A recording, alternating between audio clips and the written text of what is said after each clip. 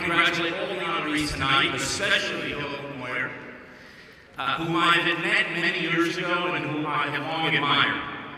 Now, like roses, the Jewish people need thorns to protect them.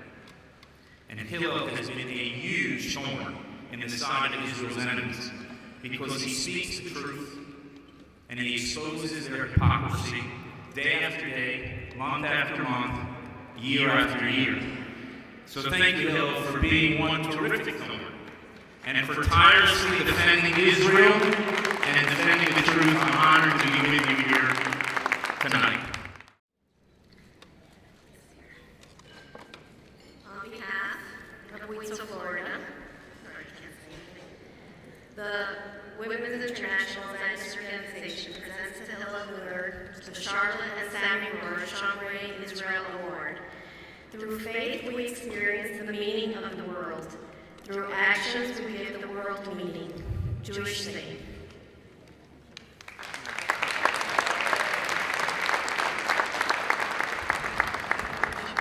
I just wanted to say that I'm sure during the cocktail hour, you barely noticed Mr. Neuer. He was just sitting on the side, reviewing his notes, because we were all paying attention to our tall, handsome ambassador of Israel.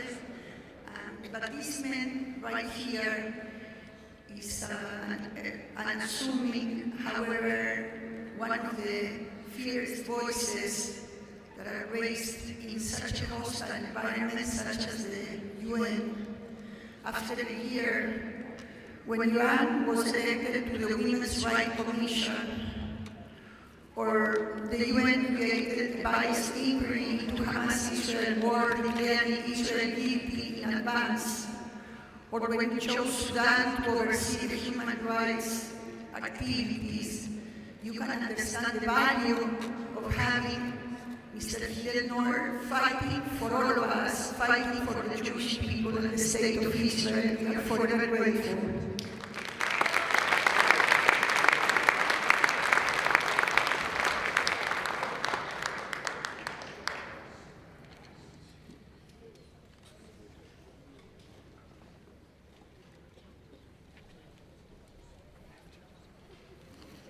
Your Excellency, Mr. Ambassador Dermer, Rabbanim, distinguished guests, ladies and gentlemen. What a privilege it is this evening to be sharing the stage with such eminent individuals and idealists. I want to thank Ambassador Dermer for your most kind words. You have an admirer, at least one, at the United Nations in Geneva, and at the Human Rights Council, and to everything that the great Rosh has said. I say amen. I am honored to accept this award. It carries special meaning coming from WIZO, an organization renowned for its extraordinary work over a century to promote social welfare in all sectors of Israeli society, educating, caring for, and protecting women and children, and the elderly, including those suffering from poverty, neglect, abuse, learning disabilities, or physical handicaps. Equally am I honored to accept an award named after Sammy and Charlotte Neuer, whose legendary charity and good deeds stand as a legacy that continues to be felt here in Florida and far beyond.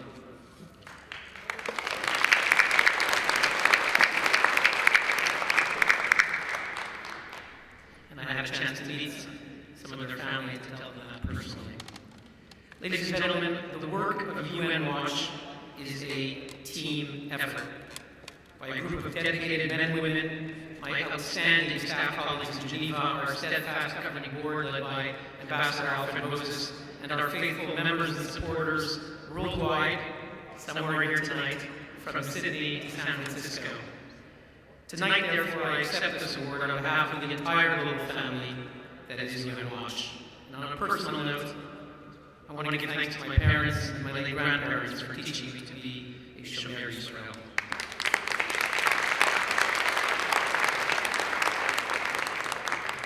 I give thanks to the Almighty for giving me the strength to enter and leave in one piece Lion's Den.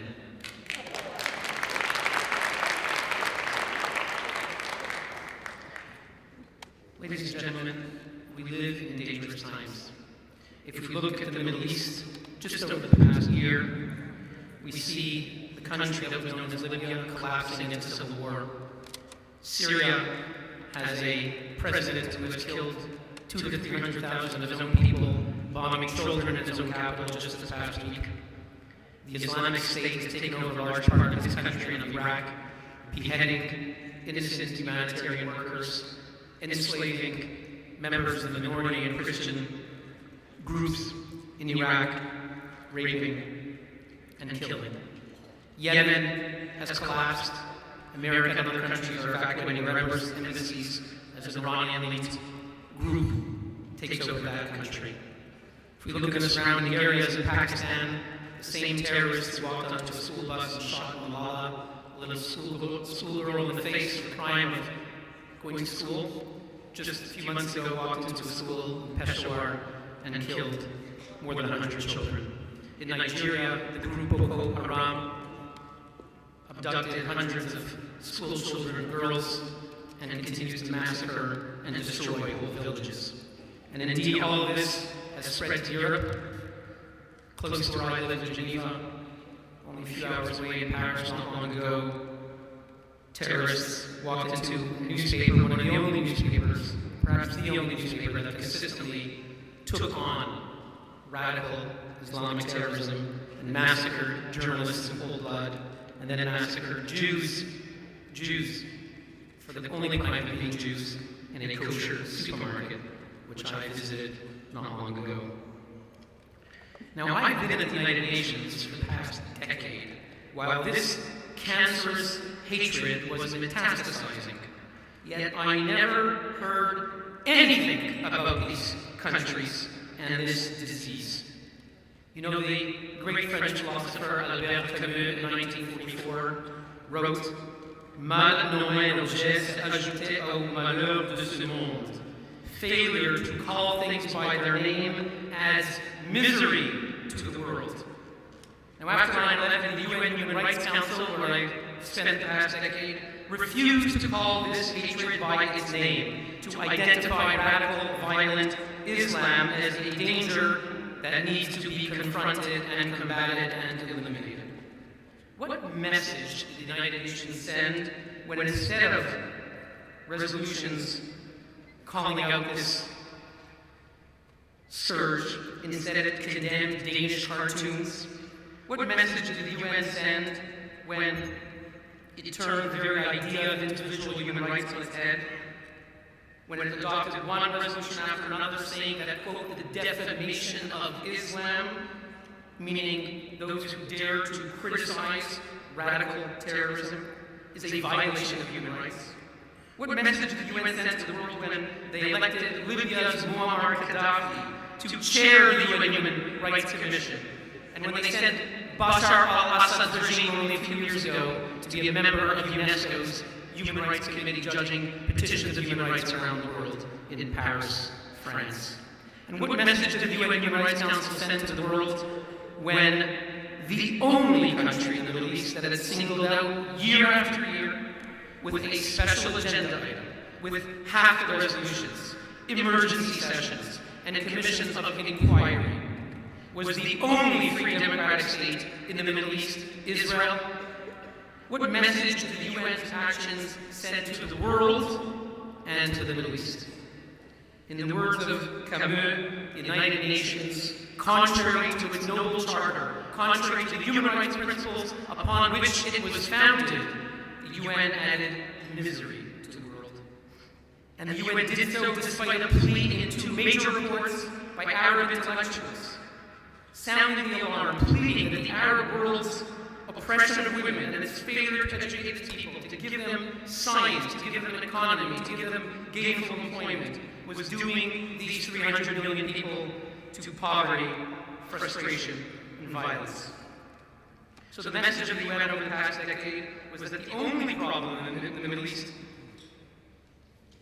and the greatest problem in the world, was democratic Israel. And again, indeed, this summer we saw when Hamas fired thousands of rockets in the cities of Jerusalem and Tel Aviv, and I was there. The United Nations called an emergency session and condemned Israel 18 times, and it condemned Hamas 0 times. and then it created a commission of inquiry that declared Israel guilty in advance. Now, if you truly care for human rights, and if you truly care about the law, he was dedicated to the idea of equality. And so when he was sent to become ambassador to the United Nations in Geneva, the Human Rights Commission, and he saw the inequality, the injustice, the insult to human rights that was taking place, he decided to speak out, and he created Human Watch to speak out for the founding values of the United Nations Charter, which guarantees, quote, the equal treatment to all nations, large and small. And that is why Hillel Roosevelt, the founding chair of the Commission on Human Rights in 1946, who was a great defender of Israel and defender of its right to exist and of its right to defend itself, and who used to lobby Eisenhower to send arms to Israel so she could defend herself. That is why Hillel Roosevelt, when the United Nations, by the 1960s, began to turn against Israel, Hillel Roosevelt spoke out and condemned the General Assembly when it began to rebuke Israel for defending itself from the Golan or elsewhere. And that is why René Cassin, the architect of the Universal Declaration of Human Rights, when he saw that the United Nations was being hijacked in 1968 at the Human Rights Conference in Tehran, he walked out. And that is why during the Six-Day War he wrote op-eds in the French newspapers defending Israel's right to defend itself under international law, the same war that today continues to be condemned as illegal. And that is why he continued to speak out as delegate of France at the UN Commission on Human Rights, because he was a real defender of the UN's own values. He was a real defender of the true principles of human rights. And that is why, ladies and gentlemen, Robert Bernstein, the founder of Human Rights Watch, one of the most influential NGOs in the world, that is why he quit his own organization just 5-6 years ago. When he saw that the organization he created to speak out for dissidents in the Soviet Union and elsewhere had begun to devote enormous energy to undermining, demonizing, and delegitimizing the state of Israel. And Robert Bernstein was not someone who was known as an Israel advocate, but he was a human rights advocate.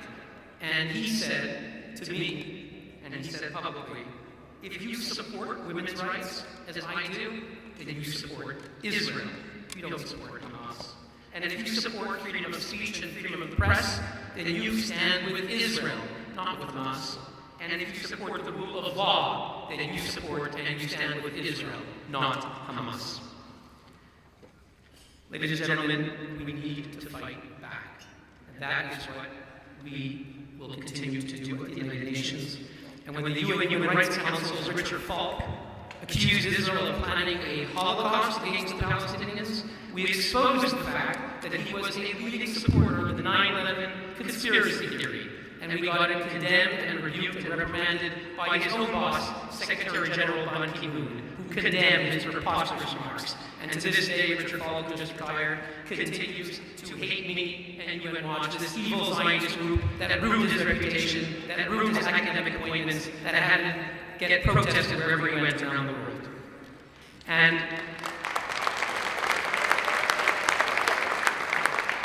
when the UN's Jean Ziegler, the expert on hunger, went to Israel and received full cooperation from the government of Israel, and he thanked Israel in his report for cooperating. He went on to condemn Israel in a 25-page report for starving Palestinians. And when we found out and exposed the fact that Mr. Jean Ziegler of the UN had created the Muammar Gaddafi Human Rights Prize. I'll say that again. The Muammar Gaddafi Human Rights Prize, which Jean Ziegler announced to the world, boasted about. A prize given to Fidel Castro, Hugo Chavez, Louis Farrakhan, convicted Holocaust denier Roger Gardi, and in the year 2002 to Jean Ziegler himself, who won the prize. And we exposed it on the front page of the newspapers, and he was finally condemned by his own parliament, condemned by the US government, and disinvited from major European conferences. He was finally exposed. And that is why, ladies and gentlemen, when a man named William Shapes was appointed, when he got himself appointed on August 11th to the latest commission of inquiry on the Gaza war, the same resolution that condemned Israel 18 times and Hamas 0 times and gave its verdict in advance, that on the same day he was appointed, we exposed the fact and posted the video where only 2 years ago, speaking at an anti-Israel conference, he declared, "My favorite criminal in the world," he said, that I want to see in the International Criminal Court as a defendant is Israeli Prime Minister Benjamin Netanyahu. And now he's appointed as the independent, impartial, objective judge on whether Israel and its leaders committed war crimes. And we expose the fact that he supports Hamas, that he went to Iran and co-sponsored human rights groups in Iran, defended Ahmadinejad, and lobbied for decades for Israel and its leaders to be prosecuted for war crimes. And I'm happy to say that just 10 days ago, after Israel revealed that he did paid legal work for the PLO, he said, I can no longer deal with the malicious attacks that will result, and he quit.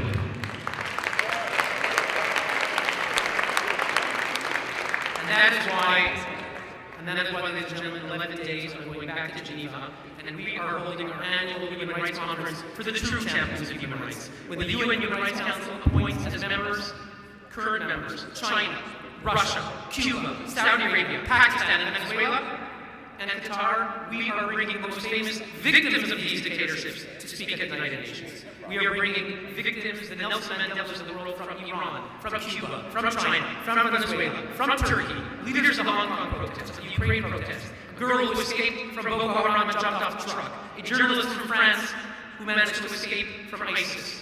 They'll all be coming to Geneva, to the United Nations Human Rights Council, and then we'll hear from those people who are the real United Nations and the real heroes of human rights.